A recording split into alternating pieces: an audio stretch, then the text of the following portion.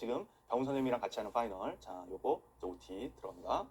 자, 우선 먼저 제가 뭐 저희 이제 강좌 뭐 얘기 소개도 하긴 해야 되겠지만 여러분들에게 이제 파이널 시기 이제 여러분들의 마음가짐 뭐 요거에 관한 얘기 좀 잠깐 하도록 하겠는데 우선 좀 포지티브한 거 제가 말씀드리겠습니다. 무엇을 해야 하는가?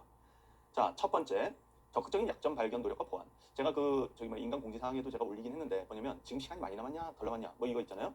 그건 이제 생각하기 나름인데 자기의 과제가 좀 분명히 인식이 되는 사람들은 시간이 적게 남았다고 볼 수는 없다. 왜냐면 내가 어느 부분이 약하다. 그럼 거기 확실히 파면 되니까 하루 이틀 걸려서라도 판다든가 뭐 이렇게 하면 되기 때문에 자기의 약점이 잘 이렇게 인식이 되는 사람들은 그러면 시간이 그렇게 또 적게 남았다 이렇게 말할 수는 없어요. 근데 그냥 막연하게 뭐 실무 점수 봤더니 걔 털려서 망했다.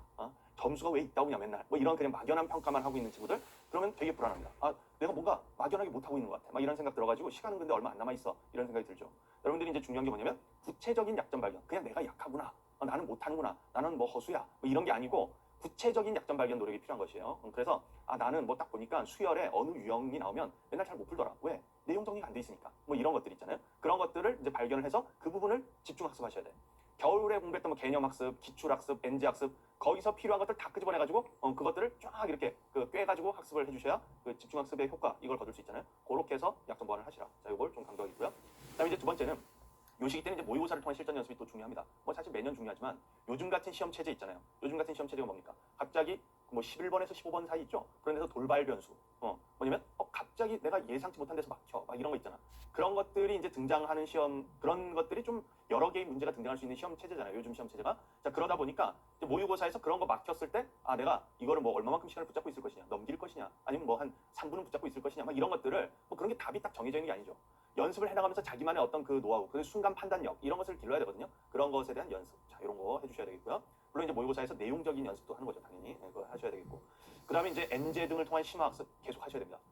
이게 이제 모의고사가 다 기본적으로 큰 장점이 있지만 모의고사 학습이라는 게 그렇지만 모의고사 학습에서 이렇게 하다 보면 뭐 자기가 약한 부분에 대한 집중학습이라든가 좀 고난도 문제에 대한 집중학습이라든가 이런 게 좀 아무래도 모의고사 하나만으로는 다 커버가 안 될 수가 있어요. 그러니까 엔제 같은 것을 통해서 보충 그걸 해주셔야 됩니다. 자, 그다음에 이제 최신 기출 소재 최종 점검. 이건 이제 뭐냐면 그 기출이 어쨌든 연계돼서 나와요. 작년에 뭐 아니라는 얘기들도 많았지만 실제로 보면 그렇습니다. 그래서 평가원이 보통 한 1, 2년, 뭐 2, 3년 이렇게 텀을 기준으로 이렇게 평가원에서 잘 내는 소재들이 있어요. 그러다 이제 또 그 소재에서 낼 만한 거 좀 고갈되면 다른 소재로 옮겨가고 계속 이렇게 평가원이 좀 그런 식으로 많이 내거든요. 그러다 보니까 이제 최신 기출 소재라든가 아니면 최신 기출이 아니더라도 옛날 기출이더라도 조금 요거는 요즘 약간 나올 가능성이 있는 어떤 그런 그 유형이라든가 이런 것들을 다시 한번 점검하는 거. 이런 것들이 이제 여러분들이 파이널 시기 때 해주셔야 되는 학습이다. 자, 이렇게 보시면 되겠습니다. 자, 제가 이제 무엇을 해야 하는가 이제 말씀드렸는데 이제 우리 병훈 선생님이 무엇을 하지 말아야 하는 것에 대해서 한번 얘기를 해보도록 하겠습니다. 자, 파이널 시기에 하지 말 것. 선생님 저거 안 해도 돼요? 네, 아니 안 해도 되는 게 아니라 안 해야 되는 거예요. 이렇게는 안 해야 되는 것들을 모아봤는데 수능은 어떤 시험인가 하면은 사실 냉정하게 남보다 잘 봐야 되는 시험이라는 측면으로 이해해야 되는 게 하나 있고 그 다음에 남보다 남이 뭘 하든 일단 내가 다 맞으면 뭐 할 말 없는 시험이다 라는 측면도 하나 있어요. 이 두 가지 측면이 그 시험의 구조상 그 두 가지 측면의 해석이 공존하기 때문에 우리 학생들이 이렇게도 생각하기도 하다가 저렇게도 생각하기도 하다가 이렇게 왔다 갔다 합니다. 생각이 왔다 갔다 하다 보면은 이런 착각들을 할 가능성이 있습니다. 그래서 이제 1번부터 한번 얘기를 해볼게요. 자, 1번. 이제는 마무리. 이제 수능 예를 들어서 한 10일 남았어. 이제는 마무리니까 이제는 슬슬 모의고사도 쉬운 걸 찾아야 되고 엔제도 어려운 걸 할 필요 없고 멘탈이 나가면 안 되니까 요렇게 그 정신의 어떤 체력을 회복하기 위해서 정신적으로 이제 스트레스를 덜 받는 것이 올바른 일이다라고 생각을 해서 학습 강도를 슬슬 낮추는 학생들이 있어요. 이제는 쉬운 거. 마지막에는 어려운 걸 하면 안 된다. 그렇다고 마지막에 어려운 걸 하라. 이건 아니지만 억지로 어려운 걸 하면 안 된다고 생각하면 안 돼요. 그냥 난이도에 있어서는 쉬운 것도 하고 어려운 것도 하고 마지막까지 잡식성으로 가셔야 됩니다. 왜냐하면 수능 난이도는 어차피 여러분이 어떻게 공부하든 이미 정해져 있어요. 정해져 있죠. 그 정해진 난이도에 맞는 공부를 했으면 되는 건데 그 정해진 난이도가 있지만 모르잖아요. 만약에 수능 난이도보다 여러분의 그 정신 승리를 위해서 학습 난이도가 내려가면 수능 날에 오히려 큰 자극을 받게 되죠. 한 마지막 열흘간 내가 이제 쉬운 거 위주로 했는데 수능 날 갑자기 더 어려워. 그 열흘간의 정신 승리는 수능 날 하루아침에 무너질 수 있습니다. 그거보다는 차라리 마지막까지도 그냥 난이도에 무관하게 문제를 풀든가 아니면 약간 어려울 수 있는 가능성들을 열어놓고 갔는데 수능날 내가 평소에 풀던 것보다 쉬운데 뭔가 페이스가 좋은데 이게 더 낫죠. 이 느낌이 더 낫죠. 그래서 너무 이렇게 쉬운 쪽으로만 추구하는 게 멘탈 관리에 있어서 당장은 좋다고 생각할지 모르겠지만 그게 수능 날의 멘탈 관리에 있어서는 오히려 안 좋아요. 그래서 절대 그렇게 하지 말고 실제로 이렇게 공부함으로써 오히려 학생들이 자기 약점을 노골적으로 드러내는 거를 아주 싫어하죠. 왜? 이제 와서 내가 개념이 문제가 있다라는 평가 이런 걸 하고 싶지 않지. 사람 마음이 그렇지. 이제 수능 얼마 안 남았는데 이제 와서 여기에 지금 총체적인 문제가 있었어. 이런 거 하고 싶지 않지. 그런데 총체적인 문제가 있는 부분이라고 해도 거기만 집중적으로 학습하면은요 마지막에도 그거 다 교정할 수 있어요. 충분히. 그리고 그렇게 한 학생들이 실전에서 그 마지막에 교정한 부분이 만약에 출제됐을 때 잘 맞출 수 있는 겁니다. 그런 방식으로 좋은 결과를 만들었던 사례들이 있습니다. 제가 예전에 그 강남대성학원에서 이렇게 가르쳤던 제자 한 녀석이 이제 이랬어요. 수능을 3일 남겨놓고 참고로 이때가 2016학년도 수능을 앞두고 입니다. 수능을 3일 남겨놓고 이 학생은 이과여서 지금으로 따지면 이제 선택과목 미적분 같은 걸 해야 되는 입장이었죠. 미적분 과목에 있는 역함수 미분법이라는 단원을 질문하는 거예요. 그 점심시간에 교수실에서 질문하는 거죠. 근데 질문하는데 진짜 그런 거 있잖아요. 아니 역함수 미분법의 그 개념 파트 맨 먼저 배우는 부분 있잖아요. 공식이 뭐다. 이거 원리 자체를 모르는 거예요. 아예 애가. 저도 이제 딱 들었을 때는 이거는 진짜 얘는 솔직히 그랬어요. 얘는 이제 와서 이걸 질문할 정도의 실력이면 얘 대체 이게 무슨 대책이 있나? 나도 아이한테 대놓고 말은 안 했지만 약간 그런 걱정들이 막 있었거든요. 근데 뭐 어떡해요? 이제 수능 3일 남았는데 월요일이에요. 목요일 수능인데 월요일에 지금 와서 질문했다고요. 네. 강남대성학원에서 이제 재수생들 수업할 때 마지막 날이에요. 참고로. 심지어 다른 선생님 교재 질문하러 가져왔어요. 보통은 안 된다고 하죠. 근데 그때 그 선생님은 이제 그날 출근 안 하시는 선생님이라서 그날 마지막 날인데 얘는 오늘 내가 질문 안 받아주면 할 수가 없어. 그래서 해줬어요. 진짜 거의 한 40분, 50분 동안 진짜 기초적인 것부터 설명해줬습니다. 그러고 보냈죠. 그러고 보냈죠. 근데 그 해 수능날 21번에 그 주제가 나왔죠. 그 해 수능날 3일 뒤 21번에 나왔죠. 나중에 걔가 이렇게 합격을 하고 나서 저한테 전화를 했는데 그걸 맞췄다는 거예요. 그리고 걔는 그 해 입시가 끝났어요. 참고로 그걸 맞추고 수능에서 평소보다 좀 잘 본 것 같고 그 다음에 어쨌든 최저를 뚫어서 논술로 좋은 데를 갔어요. 걔는. 논술로 아니 이런 애가 논술로 간다고? 그것도 수학을 하는 논술로 간다고? 너도 어떻게 논술로 합격했니? 하니까 그러게요 이러니까 보니까. 근데 어쨌든 걔는 그렇게 해서 성공했거든요. 걔 나름대로 이거죠. 마지막 날에 본인의 약점을 발견을 했는데 본인의 약점을 알았을 때 진짜 기초적인 것부터 물어보고 있는 자기가 그러고 있다는 걸 알았을 거 아닙니까?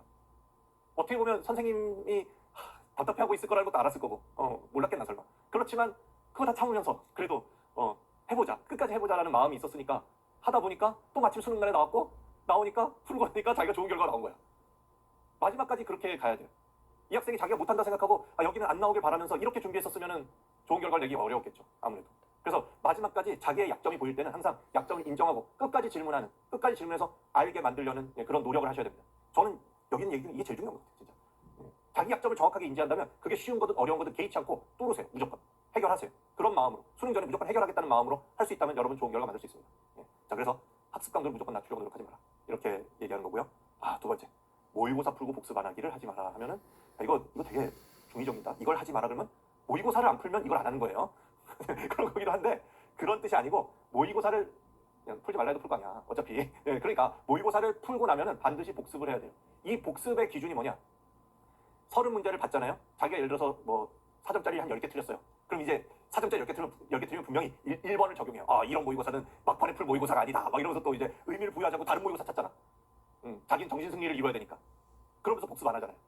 그게 아니고 4점짜리 10개를 틀렸으면 그 10개를 해설지를 보든 강의를 듣든 해서 완전하게 이해하셔서 다시 내가 해설지와 강의를 안 보고 똑같은 문제를 푼다면 정확하게 풀 수 있도록 손에 익도록 반복해서 연습하세요. 그 중에 하나라도 여러분 수능에 나오면 여러분은 4점 올린 거예요. 평소보다 4점 올린 거예요. 오히려 모의고사에서는 복습을 하는 과정에서 자기가 뭐 속칭 그러죠. 호머식 채점이라든가 요즘 애들이 그러던데 하여튼 내가 이건 이렇게만 했으면 할 수 있었을 텐데 라는 일종의 가정법 같은 거 있죠. 그 가정법의 시나리오를 그려보는 게 중요해요. 그리고 수능날에 실제로 구현하면 됩니다. 출제됐을 때. 그러면 점수를 올릴 수 있습니다. 오히려 즉석에서 바로 점수 올릴 수 있는 가장 효과적인 방법일 수 있는데 그거를 안 하고 왜 안 하냐? 점수에 연연하다 보니까 자기는 좋은 점수를 얻어야 되는데 점수가 뜻대로 안 나오면 이 모의고사가 문제가 있는 것처럼 생각해. 자기의 어떤 실력의 문제를 대량할 생각을 안 하고 그러면서 결국 1번처럼 흘러가는 거야. 그래서 이거를 저희가 두 번째로 강조하는 겁니다. 모의고사를 풀고 나면 반드시 복습하는 시간을 갖고 심지어 모의고사를 100분을 풀었는데 복습을 더 오랜 시간 했어. 괜찮아요. 그건 괜찮아요. 더 오랜 시간 해도 좋으니까 완전하게 그 문제를 이해할 때까지 복습하세요. 그렇게 준비하세요. 그리고 안 보고 풀었을 때 내가 이거 시나리오를 안다. 이렇게 될 때까지. 할 수 있습니다. 여러분, 분명. 실력을 올리는 아주 단기간에 올리는 좋은 방법인데 그걸 버리지 말라는 겁니다. 자, 3번. 남의 스케줄 따라하느라 자기에게 필요한 공부를 하지 않기. 아, 이게 또 이제 수능은 상대평가 아니냐는 걸 기준으로. 남이 이걸 할 땐 나는 또 그 남을 쫓아가야 되는 것 같은 느낌으로. 근데 이러죠. 개념 강의에서, 개념에서 분명히 빵꾸가 나 있는 학생이 어디가 빵꾸 잘 알아. 그래서 나는 프로메테우스를 듣든가 드라이브를 듣든가 지금 그래야 될 거라고 판단했어. 하지만 주변의 친구들을 보니까 전부 엔제하고 실무하고 있네. 내가 여기서 혼자 개념책을 꺼내서 푼다는 건 주변 사람들이 보기에 너무 창피한 일이기도 해. 또 주변 사람들이 보기에 창피한 건 다 떠나서 나만 뭔가 뒤처지는 것 같아. 그런 심정이 있다는 건 이해합니다만, 그러나 필요하다고 판단했으면 남이 뭐라 하든 그냥 하세요. 그게 맞습니다. 왜? 자기 약점은 남들이 돌봐주지 않습니다. 내가 약점인 게 분명하고 개념이 약해서 개념을 봐야 된다고 생각했으면 개념을 보셔야 되고, 기출에서 옛날 기출에서 뭔가 안 되는 게 있다 하는 거 기출 부족한 문제들 봐야 됩니다. 그래야 자기 약점을 채우죠. 자기가 준비한 커리가 자기한테 도움이 되는 게 맞다라고 생각한다면 무조건 그걸 하시면 됩니다. 남이 뭐라 하든 상관없습니다. 그 남이 여러분의 점수를 책임져주지 않습니다. 누구도 그렇게 책임져주지도 않고, 그리고 남한테 휩쓸려가면서 보면 자기 약점은 그대로 계속 고스란히 남아있어요. 그 약점의 차이는 수능날에 딱 티가 나요. 수능날에 그 약점 차이 때문에 개념 차이로 그 남은 잘 푸는 문제를 자기는 못 푸는 상황이 벌어져요. 늦었다고 생각하지 마시고, 자기가 뒤처진다고 생각하지 마시고, 어떤 커리든 어떤 강좌든 어떤 교재든 내가 이게 필요하다, 여기서 내가 배우는 게 많다 하고 판단한다면 그냥 하시면 됩니다. 그거를 남 눈치 보지 말자는 거죠. 자, 제일 무시무시한 사람들이 있습니다. 4번. 내년 커리큘럼 짝이 있습니다. 이거는 진짜 제가 이제 2023 수능을 볼 학생인데요. 수능 원서 접수를 했는데요. 근데 현실적으로 2023 수능에서 저는 성적이 그렇게 많이 오를 것 같지 않아요. 그래서 일단 2023 수능 준비는 이렇게 많이 안 하고 2024 수능에 대비해서 맞춰서 준비하려고 해요. 무엇을 해야 됩니까? 이런 질문 하는 학생들 해마다 있습니다. 해마다 있는데 저의 답은 그겁니다. 그렇다면 일단 올해 수능을 끝까지 최선을 다해서 준비하는 게 첫 번째입니다. 설령 내년이 주력이라고 생각을 하더라도 올해 수능을 일단은 최선을 다해서 준비하는 게 첫 번째입니다. 어떤 커리를 내년에 최적화해서 맞춰간다. 그거보다도 올해 수능에서 파이널 때 얼마나 노력했는지에 대한 경험 자체를 쌓는 거. 끝까지 가봤다라는 거. 이거 자체가 내년을 위해서도 심지어 더 큰 자산입니다. 그런데 이 내년 커리큘럼 짠다는 학생들의 상당수는 이런 게 아니고 그냥 그거죠. 올해는 왠지 잘 안 될 것 같은 불안감이잖아요. 불안감에서 기반을 해서 생각하는 거죠. 여러분이 잘 될지 안 될지는 시험을 봐봐야 합니다. 운이 좋아서 찍은 거 다 맞을 수도 있고 아니면 갑자기 이 한 달 사이에 공부를 나름 열심히 집중적으로 해봤더니만 실력이 비약적으로 상승할 수도 있는 겁니다. 앞에서 이런 과정, 이렇게 학습강도 낮추고 이런 거 안 하고 모의고사 복습 잘하고 이렇게 하다 보면 갑자기 성적이 오르는 학생들 많이 있습니다. 항상 그래요. 누군가는 갑자기 성적이 팍 오르면요, 누군가는 팍 떨어지기도 해요. 수능 때는 그 이전까지 모의고사 때와 다른 성적의 변화가 생각보다 큽니다. 그래서 절대 자기가 못할 거라고 단언하지 마세요. 난 무조건 할 수 있어라고 이렇게 자만하는 것도 문제지만 난 무조건 안 될 거야. 지금 내 실력에 아직 준비가 많이 안 됐으니까 안 될 거야. 준비가 많이 안 됐더라도 잘 될 수도 있어요. 그리고 준비가 많이 안 됐더라도 잘 될 가능성이 조금이라도 있다면 그 가능성에 대해서 베팅하는 차원에서라도 일단은 올해 수능에 최선을 다하는 게 먼저예요. 내년 커리큘럼 짜는 거는요, 올해 수능을 본 뒤에 입시 다 끝난 뒤에 생각해도 됩니다. 그래도 되는 거고 그건 내년 문제니까. 그리고 올해 수능 경향을 보고 또 생각이 달라질 수 있는 거 있고요. 저희도 커리 준비할 때 그러는데. 그러니까 그건 지금 생각할 게 아니에요. 무조건 2023 수능에 맞춰서 최선을 다해서 공부하세요. 올해 수능 원서 접수를 안 한 학생이라면 모르겠는데 그런 거 아니라면 무조건 2023 수능에 최선을 다해서 공부하고 이거에 전력 투구를 하는 느낌으로 파이널을 임하시기 바랍니다. 그 전력 투구의 경험이 없는 학생들이, 올해 전력 투구 안 한 학생들이 내년에 가봐요? 진짜로 내년까지 가봐요? 내년에 또 내년 커리큘럼 또 짜고 있을 것 같아요. 그거 악순환의 시작이거든요. 처음부터 그런 악순환을 안 하는 게 맞습니다. 저는 그렇게 봅니다. 그래서 파이널 시기에 하지 말 것은 이런 아이디어인데 이런 것들을 그냥 회피하고 아까 정병호 선생님 말씀하신 파이널 시기에 해야 되는 중요한 부분 이런 것들을 이제 여러분이 강조하면서 그런 것들을 잘 복습하면서 자기의 약점을 냉정하게 파악하는 그런 공부를 하시길 바랍니다. 자, 다음으로 넘어가 보겠습니다.